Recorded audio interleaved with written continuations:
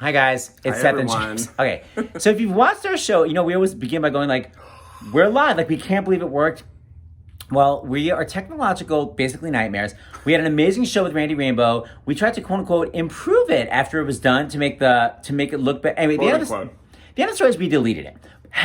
However, the genius David Katz was sort of who is working day and night to help make this show happen. Everybody's volunteering. It was able to basically salvage some of the Randy Rainbow show. So, look, you can see some of it. That's all I can say. It's shocking that after almost 3 weeks, we've only basically ruined one show. So it's actually a really good track record. Yeah. So here's what we have left of the Randy Rainbow show. And here's really the best news. The whole thing is a fundraiser for the Actors Fund. Absolutely. While it was happening, people were donating. And we had two amazing people, Carol and Jeff, literally match the funds. So we got an additional $10,000. So we raised so much money in the Randy Rainbow show. Sorry that we don't have a tech team. This is our tech team, and then we ask our friends David and Russ to help. Anyway, any sponsors out there who could help make that happen, we will gladly read and respond quickly to those emails. Please, guys, email us at starsinthehouse.com. Anyway, here is the Randy Rainbow show. It's not the whole thing, but it's still pretty amazing. Enjoy.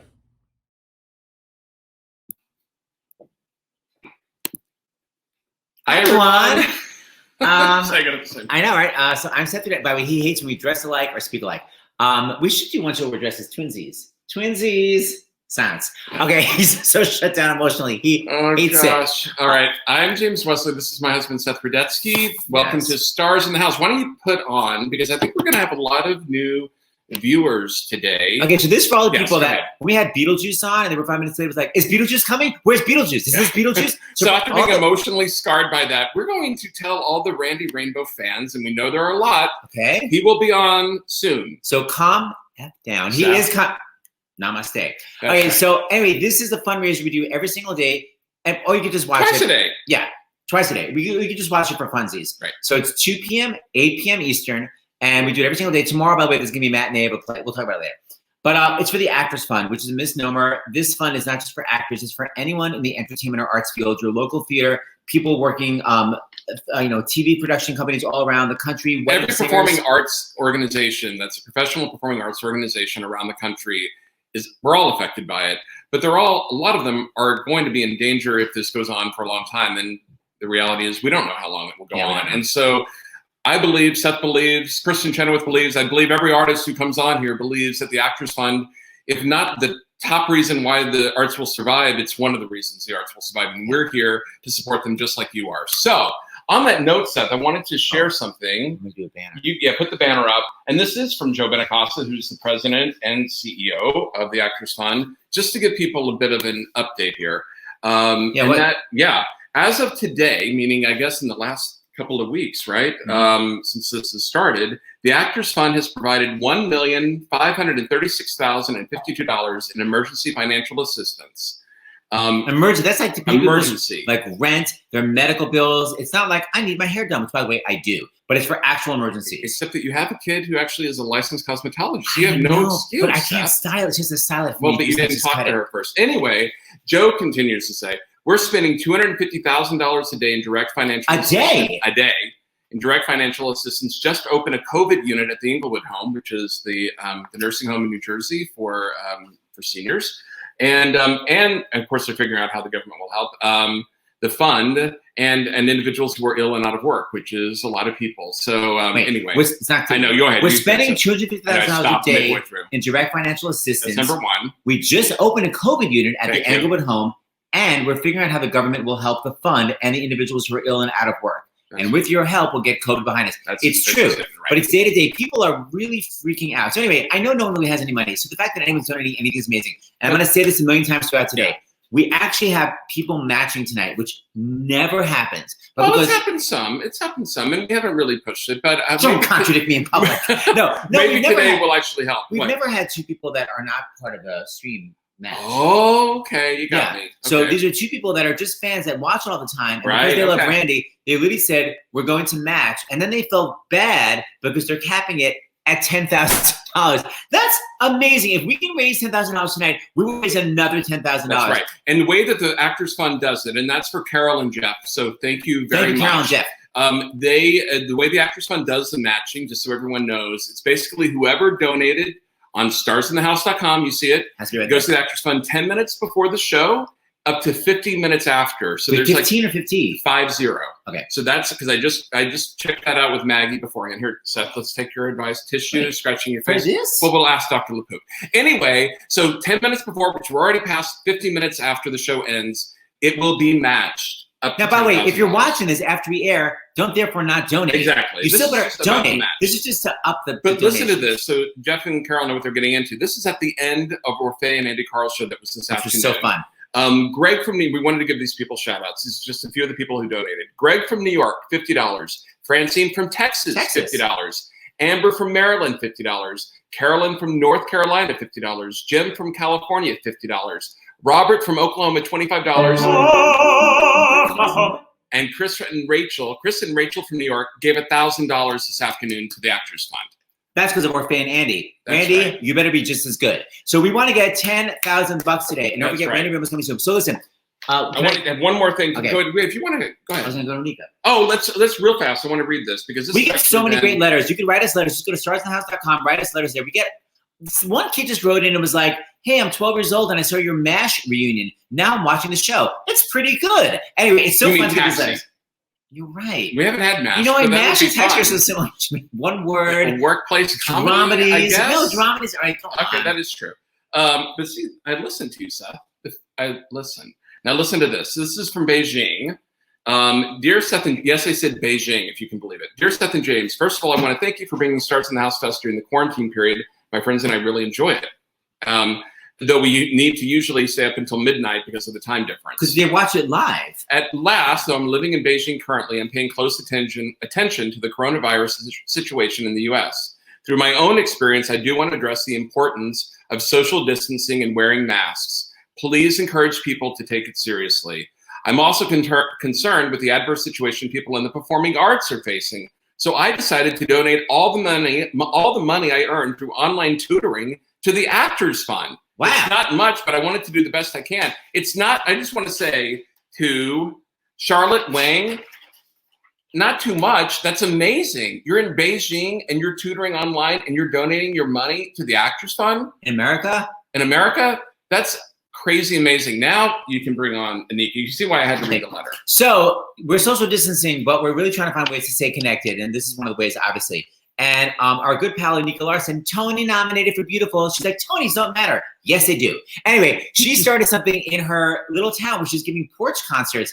And she sent a video. And her version of a porch concert, Like a full-on professional I've never seen anything more, concert, but for free. a more beautiful porch. I've never heard better singing. But just everything is amazing. Okay, this is And it helps that she's married to an amazingly gifted musician, Right. so that helps. If you do these porch concerts, by the way, everyone has to stand 6 feet apart, but put them online and hashtag porch concert. This is Anika recently. Listen how great this is. Seen all of the movie stars in their fancy cars and their limousines. Been high in the Rockies, under the Evergreens. But I know what I'm needing, and I don't want to waste more time. I'm in a New York state of mind. I get it. You're amazing. Okay, so please welcome the porch concert lady herself on her porch. Porch lady. Porch lady. The porch lady. Hi, Nika. It's cold on my porch right now, but it's all good. Glad that you were waiting so long to go on. So you're doing this. So your neighbors are observing social distancing while you're doing it? Absolutely. In fact, because as things became sort of more dire, we upped it to everybody has to be 10 feet apart now, just to be safe. But yeah, we're also thirsty for community, and artists want to perform, and it's a way that we can have a sort of lovely moment with our neighbors. Yeah, so I encourage really, you don't have to be professional, and you don't have to have a lot of neighbors. I saw on the news there were 2 kids who play the cello for their one elderly neighbor. She was their only audience member. All of it matters. It's wonderful. I think it's so great. So Nika wrote us, and she was going through the thing that a lot of artists go through, where they're like, how am I really contributing to the world? What I do is shallow, blah, blah, blah, which I don't buy at all. But then Nika was like, wait, I actually can contribute. So talk about your brilliant idea, Nika. Yeah, I saw the first responders and how hard they're working, and it was really that I just felt like I'm not doing enough, and I was like, how fast can I go to nursing school or learn how to sew masks, because I don't know how to do that. And then literally as I was feeling sort of despairing, my friend Elizabeth, who teaches at Sewanee University in Tennessee, texted and said, could you do a Zoom talk, like a Q&A about life in the theater with my students? And I said yes, and then I reached out to a friend at New Paltz, SUNY New Paltz, and said, can I do one for you? And then the drama teacher at our local high school. And I was sort of thinking, how can I find more of these to do? I can help be a part of the remote learning that people are doing right now.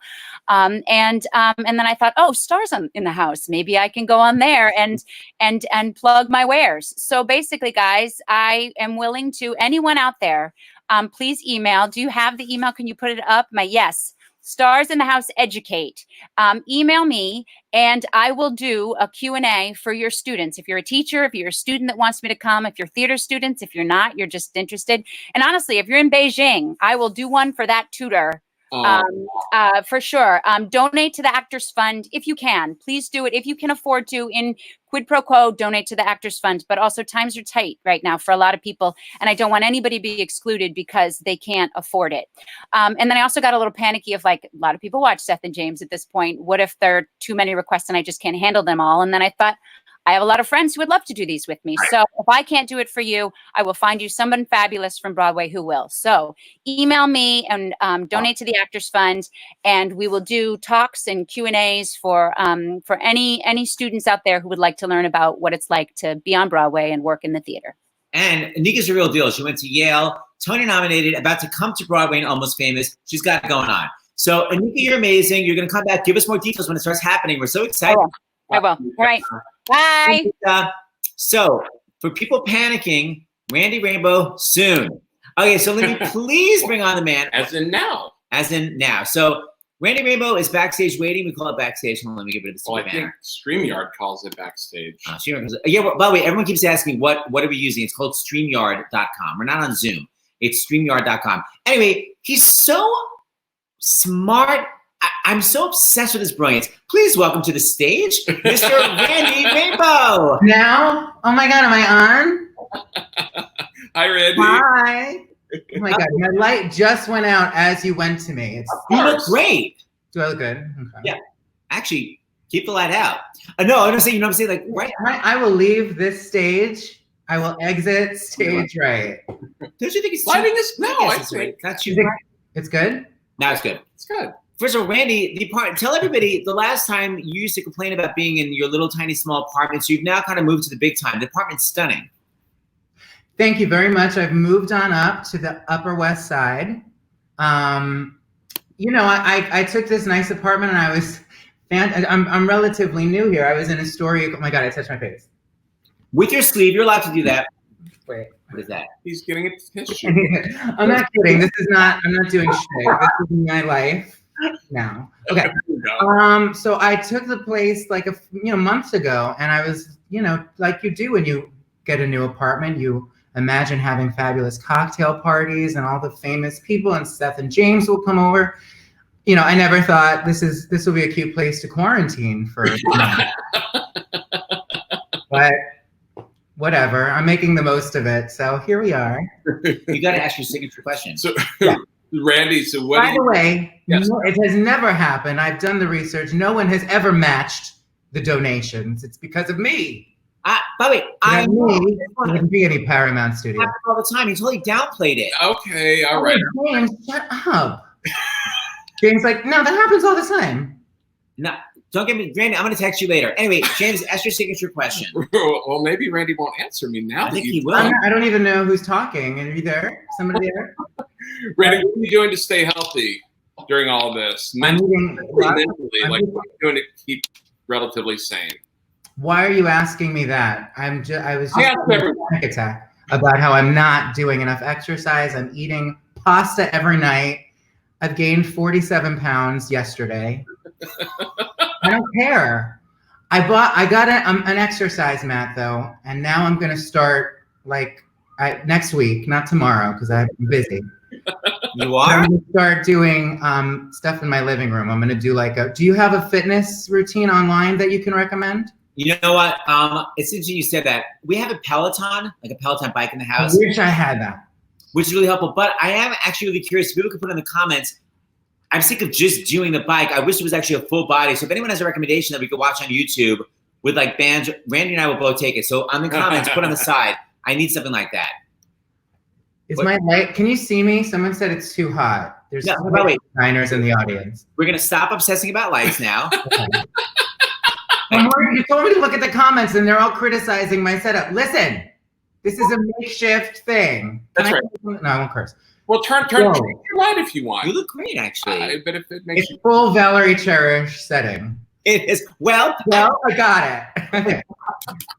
Okay, so Randy, let's go back for a second. So I know when you graduated college, your idea was that you were going to be a musical theater performer, not a stand-up comic, nothing comedy-wise, just pure musical theater. Seth, I don't know. Can we really get into it? I didn't. First of all, graduate college. I dropped out and worked on a cruise ship. What show? What was the show? It was not even a show. It was. I don't even think it was a real ship. I don't even know what it was. No one has heard of this cruise line. It was the Regal Empress. Maybe people have heard of it. I hope they're doing well. It's a good time for cruises. But I was a singer in the Mermaid Lounge by night, and I would host bingo and horse racing by day. And, I was on like for 3 minutes, and then I jumped ship. But I did that first, and then I moved to New York, and then I didn't know what I was going to do. But I was always musical theater. That's what I did like in high school and my childhood. And I went to, performing arts camp with Josh Gad and like famous people. But I didn't know. Did you not have good, by the way, look how sweet this is just for 2 seconds. Wow. Randy, James, and Seth, all three of you made this nightmare a little less horrifying. When this is all over, and it will be, I hope you'll be recognized as the heroes you are. Oh, sweetheart. That's nice. She was talking mainly to me, but that's nice that she spelled your names right. Frozen. Wait, but let me. Oh my God, what is this light? Okay. Let me ask you something. So were you going to auditions when you were in New York when you first got here? I didn't do the usual typical thing that you're supposed to do. I was a very young 21-year-old. This was 3 years ago.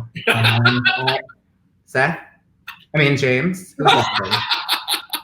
You're already on tonight. Right, I'm out. Yeah. I didn't know what to do. I had a lot of growing up to do. So I just came. My first job was at Hooters, famously. As what? As a host. I was a host. I didn't wear the shorts or anything. They would not allow it.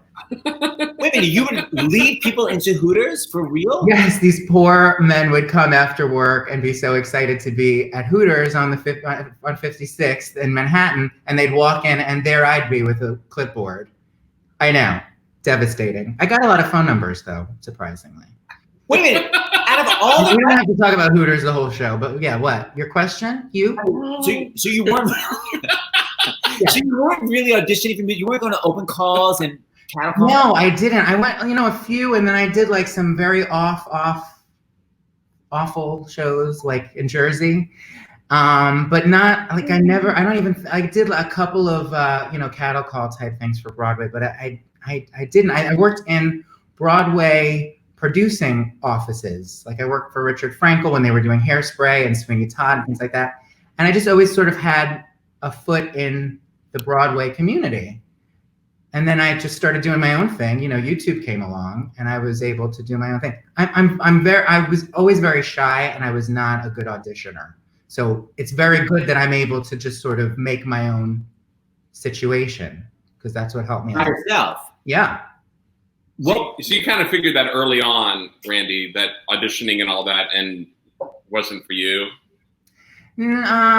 Yeah, I always said that, I'll get more disciplined about it, but it never happened. And I started like writing a blog and that started taking off a little bit. And so I always had these little motivations to sort of keep going down this path that I was creating for myself. And then I started dating Mel Gibson and that like took me to the— Talk about that. So talk about how that video happened. I was writing a blog. I was working at the accounting firm that does all of Broadway and does all the tours and everything. Right. And they're my accountants now, and I love them. They're great. Isn't life funny? But I was so bored as hell that I started writing this blog, and I started, just sort of doing comedic observations about pop culture and stuff like that. And then the Mel Gibson thing happened. You remember the Mel Gibson thing. I don't have to. No, tell people, because I actually don't really remember when it happened. I've heard you talk about it. What was it? We just came on our 10-year anniversary. It was these tapes of him yelling at his wife, these horrible, racist, anti-Semitic, rants. Right.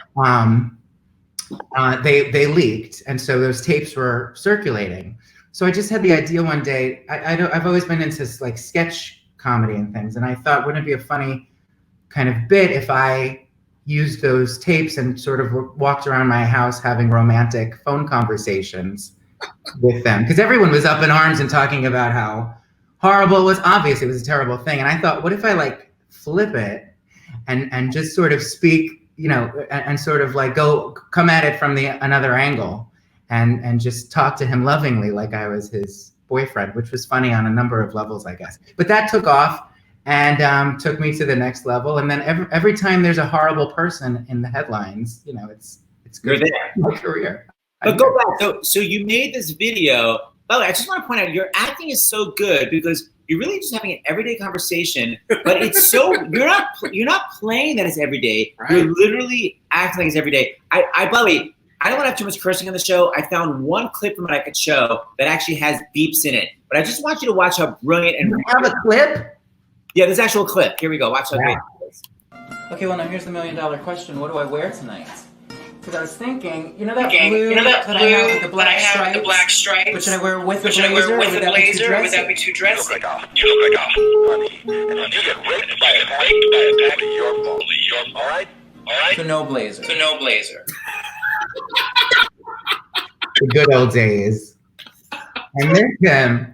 It's so real, and the eyes looking around as you're listening to him. It's so real. Thank you. Well, I loved him truly. I was very committed to that relationship. Uh-huh. So the interviews, because I guess Broadway World wound up hiring you to like start doing interviews with people. Yeah, that was kind of. I thank Broadway World. They sort of gave me my first. I guess it was my first time that someone was paying me to do this sort of thing, and that allowed me to do more of it and kind of hone my craft, as it were. I would love to just take 2 seconds to deconstruct your Barbra Streisand. My interview with Barbara? What'd you say? My interview? Yes. Okay. So basically, you found the one moment where she's so blank-faced. Did you look at it and go, that's an amazing face that I have to keep going back to? Yeah, that's one of the most fun parts of my process is sifting through like the interview footage and finding the reaction shots. And so, like, that was gold to me, whatever you're talking about. I'm sure from the beginning of it, because she's so non-reactive to everything you say and shut down. Okay, just watch how brilliant this is. Welcome to a very special interview with a woman who some believe, I count myself among them, is the greatest star in the world. A woman so accomplished, so beloved, so legendary. She needs no introduction. Randy Rainbow. And my very special guest. What's her name? Barbra Streisand. The timing, Randy, the timing is so good comedically because you're also doing your own editing of your own comedy. It's not like you're filming and someone else is editing your comedy, right? It's you. I do. I'm trying to fix my volume. This is horrible. Yes, I do everything myself. Nobody will work with me, and I edit it and everything, which is a horrible nightmare, by the way, editing yourself for hours. It's not a natural thing. I don't recommend it. It's so brilliant. So what I love now is because I feel you made it so big. Like I'll see people on Twitter being like, Randy Rainbow, you're brilliant. Like all these like Broadway stars, like so many people are obsessed with you. What does it feel like that they know who you are? It's nuts. It's absolute craziness. I don't have to tell you, but I mean, I was a major just fangirl. That was my whole career. And as a child was just, my wall was covered with pictures of these people. My whole life was, circled around when the next time I was going to get to go see them on stage, and to have people like, I mean, the Broadway community really reached out first. People like Audra McDonald and, now Bernadette Peters is coming to my show. It's insane. It makes no sense. I remember seeing one tweet. I was like, how does Randy Rainbow feel that literally 2-time Tony Award winner Donna Murphy is a fan, and enough of a fan, by the way, to make a surprise appearance on the show. Away from my life. This is the best show. Hello, cutie pie. Hi, Don. I love you. I love you, and I miss you. I miss you so much. This I is miss everybody. Jesus Christ, I miss everybody. I know. How are you doing? Doing okay. Yeah. Doing okay. I got my gal here, my daughter, just Good. turned 15 2 days ago. Everybody's dream to be in quarantine with your mother when you're 15 years old. I'm sure she's in heaven. That's the birthday fantasy. She hit the jackpot. At least your mother's Donna Murphy. Or does she not feel the same way I would in that situation? You guys should get together and talk. I will tell her about Donna Then Murphy. you can tell me what she says. Okay. Randy, for you, I thought I just had this great brunch with Donna Murphy, who donated to have brunch to help Humane Society of New York. And she was telling the most amazing Broadway stories. I thought you'd appreciate one. First of all, do you know the first Broadway show Donna Murphy ever did when she was still in college? I know Donna Murphy better than you think. Okay. Oh. We hang out like regularly. Don't act. I don't know that answer though. Timing was amazing. Okay. I don't. We haven't gotten to that. One day bar together. I'll play the band. I took. You know it? No, go.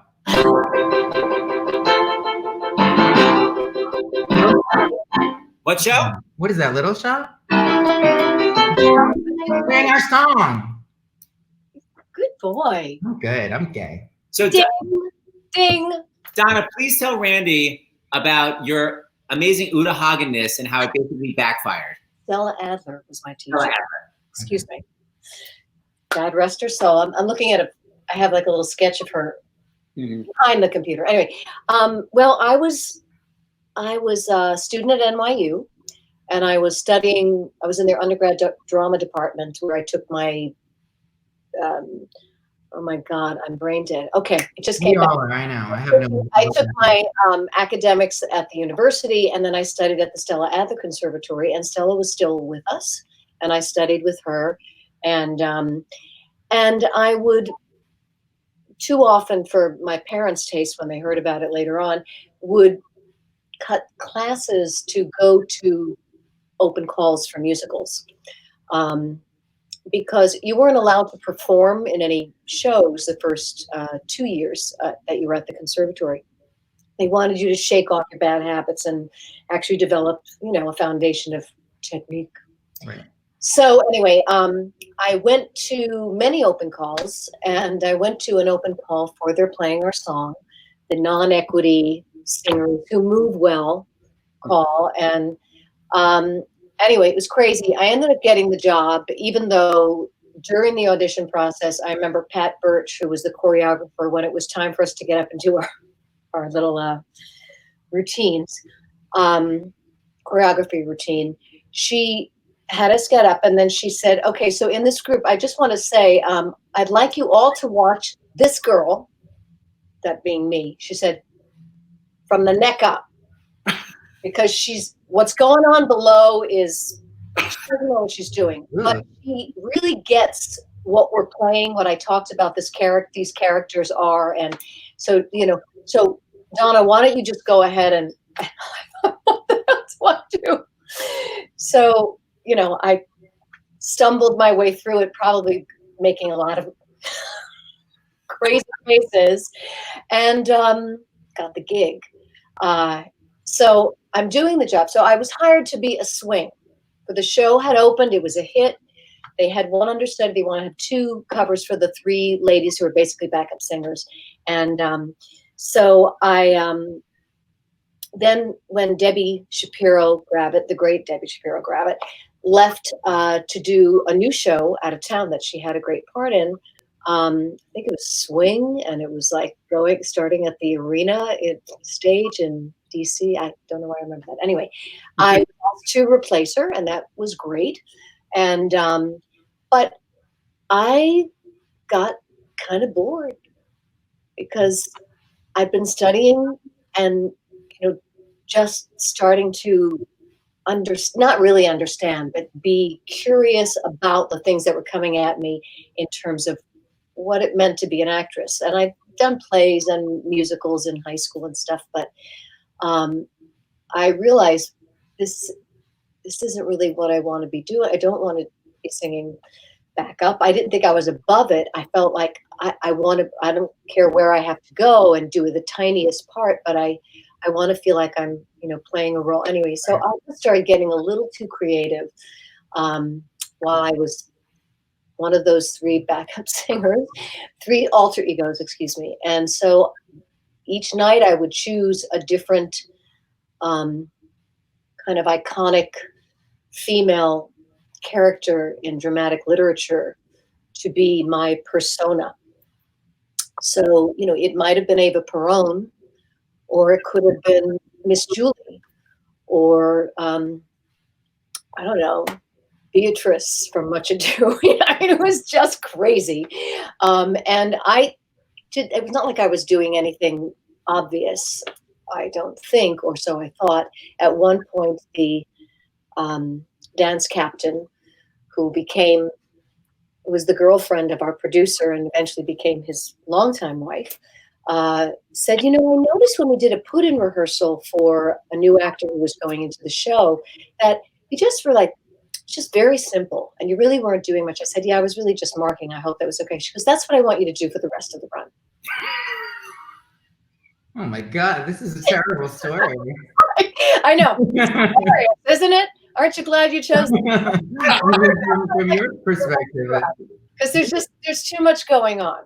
There's too much going on. You know your 2-time Tony Award winner, Donna Murphy? She didn't have a crystal ball. I'm saying. She did not see the writing on the wall. Not saying it tonight. But I love reading, like, please mark on Broadway from now on. So I just started looking for those other open calls that I could go to. I didn't have an agent. I was in this whole new world. Everything's a song cue. Didn't you already have Lea Salonga on?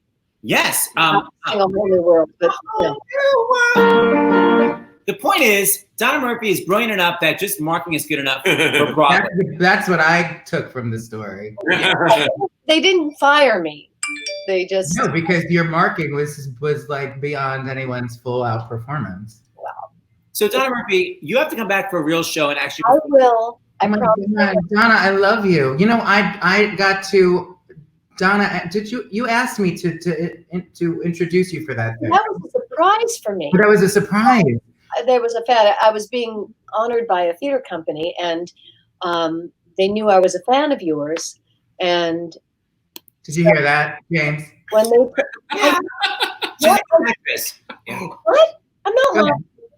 No, I think that they must have been following me on Twitter and seeing that I was crushing on you, and you say it. Doing the talent crush, and also you're really cute. I know we don't. Oh my God, my hair. Okay. Whatever. You are. You're adorable, and you're brilliantly talented, and you are doing us all a service. You have been for years. That is so nice. Well, you are one of those people that I was talking about, and you didn't let me get further enough. I noticed you didn't get best. It's okay. I didn't take it personally. No, I did. I said 2 people, but you were on my wall. I just saw it. It's time to say goodbye. I just saw that comment. You got sassed. Well, and what I was whispering to Randy was, I bet, because there are a lot of people that are watching because they don't know musical theater. They don't know how great Donna Murphy is, but I bet they know that she was one of the stars of Tangled. So now just back at you, those who. Yeah, Lou just got this is Randy's moment. F off, it's Tangled's moment. Who is doing that? How dare you? Say, listen to Randy. How dare you? Oh my God, I'm not even performing. But the point was, after we did that, after I got to introduce her when she was being honored at this thing, which was such an honor for me, I said, listen, Donna, I'm trying to get lucky tonight. Would you mind if I took you down the street to therapy, a gay bar here in Manhattan? Because I knew it was their Broadway night, so I took 2-time Tony Award winner Donna Murphy to Broadway night at therapy.